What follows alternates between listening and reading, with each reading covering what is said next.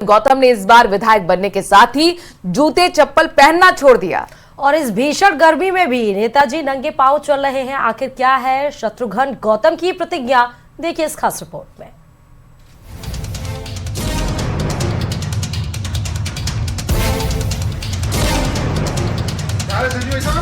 जाके पाँव न फटे भिवाई सो क्या जाने पीर पराई।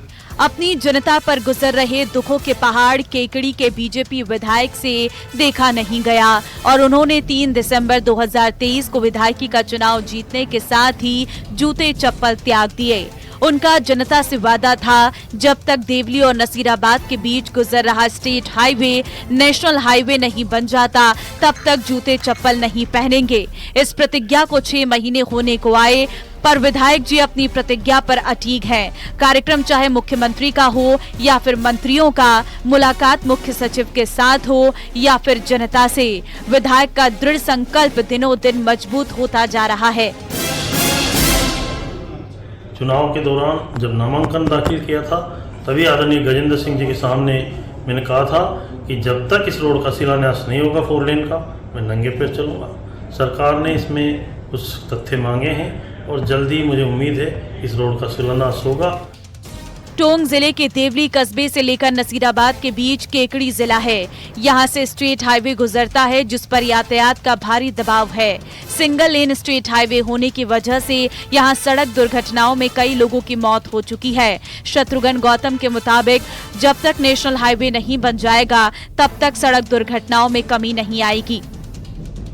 केकड़ी विधानसभा क्षेत्र में नसीराबाद से सरवार, सरवार से केकड़ी और केकड़ी से देवली, ये बहुत बड़ी आवश्यकता 4 लेन सड़क की है।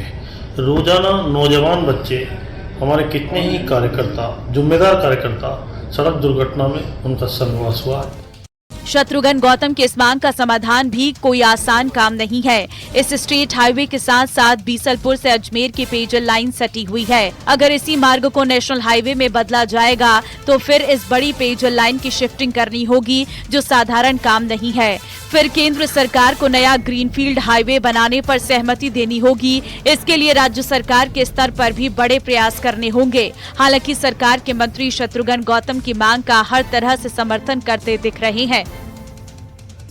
विधायक शत्रुघ्न जी गौतम ने वे हमेशा जनता के प्रति समर्पित रहते हैं, तो इन्होंने नसीराबाद से लेकर केकड़ी की जो रोड है, वो बहुत बड़ी समस्या है, उसके निर्माण के लिए उन्होंने जनता के हित के लिए संकल्प लिया है।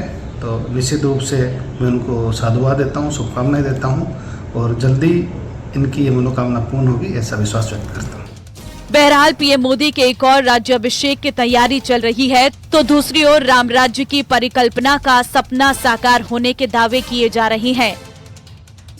ऐसे में शत्रुघ्न के पैरों के छाले और उनकी इस मार्मिक अपील के पदचाप की गूंज क्या दिल्ली में बनने वाली नई सरकार को सुनाई देगी, इस पर ही सबकी निगाह टिकी है।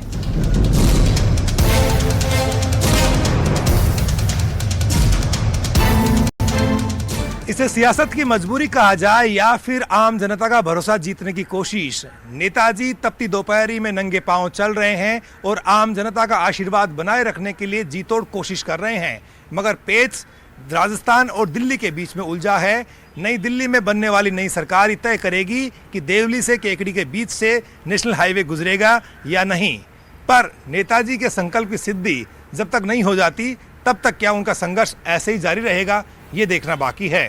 कैमरा पर्सन मान सिंह के साथ बाबूलाल धायल, न्यूज़ 18 जयपुर। तो और अब